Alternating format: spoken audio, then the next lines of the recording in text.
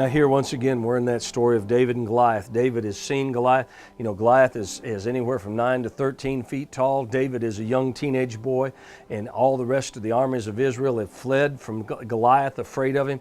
David has gone out there and challenged him. We've seen some of the things as we've looked through these verses, but I like in verse 51. David's gone out there, chased after the Philistine, hit him in the head with the slingshot, a rock. He's fallen flat on the ground.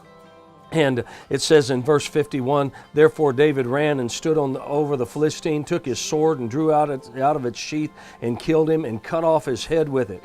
And when the Philistines saw that their champion was dead, they fled. Now the men of Israel and Judah arose and shouted and pursued the Philistines. And it goes on and tells them some other things. Men, why do we need to stand up? Why do we need to face our enemies?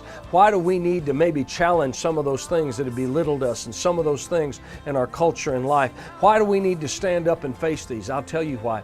Because when we do, we can give courage to other men.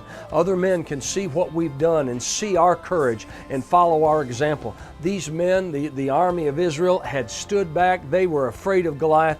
But when a young boy stood up and said, I'll take him on, and killed him, hit him in the head with a stone, took Goliath's swords out, cut off his head, picked up that head, eyeballs and blood and guts all over the place, and held that head up and shook it around. When Judah saw that, when the people saw that, it got courage to them.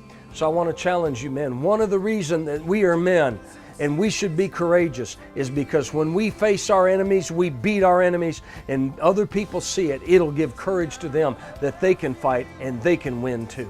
So listen, let's get our fight back. Let's get that courage back on the inside of us, and let's face our enemies and beat them, and watch how others will follow our example.